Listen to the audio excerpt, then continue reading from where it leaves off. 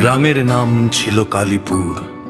ছোট একটা শান্ত গ্রাম, চারদিকে বাঁশঝাড়, পুরনো কবরস্থান, আরেকটি পরিত্যক্ত হাসপাতাল।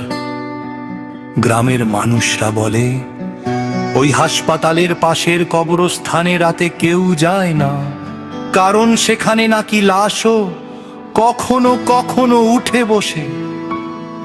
একদিন রাতে গ্রামের এক যুবক রাশেদ শহর থেকে বাড়ি ফিরছিল।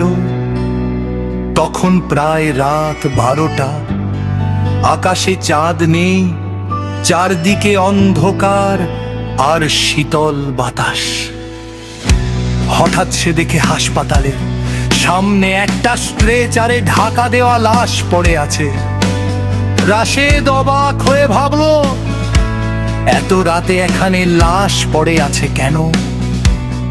কৌতূহল তাকে কাছে নিয়ে গেল।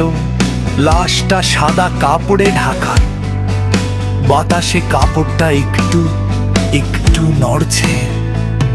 হঠাৎ কাপড়ের নিচ থেকে একটা হাত বের হয়ে গেল। রাশেদের বুক পেঁপে উঠল।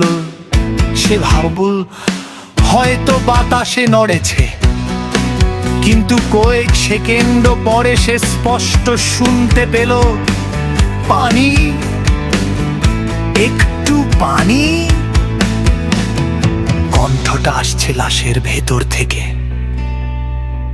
রাশেদের শরীর ঠান্ডা হয়ে গেল। সে ধীরে ধীরে কাপড়টা তুলল, আর যা দেখলো সেটা দেখার পর তার গলা দিয়ে কোনো শব্দ বের হলো না। লাশটার চোখ দুটো খোলা, চোখের ভেতর কালো অন্ধকার, যেন গভীর গর্ত। হঠাৎ লাশটা ধীরে ধীরে উঠে বসলো। তার ঠোঁট নড়ছে। আমাকে এখানে রেখে চলে গেল। তারপর লাশটা ধীরে ধীরে মাথা ঘুরিয়ে সরাসরি রাশেদের দিকে তাকাল। রাশেদ দৌড় দিতে যাবে, ঠিক তখনই পেছন থেকে কেউ তার কানে ফিস ফিস করে বলল, তুইও কি আমাকে ছেড়ে পালাবি?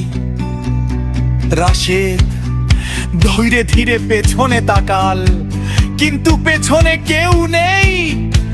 আবার সামনে তাকাতেই দেখলো স্ট্রেচারটা খালি, লাশটা নেই।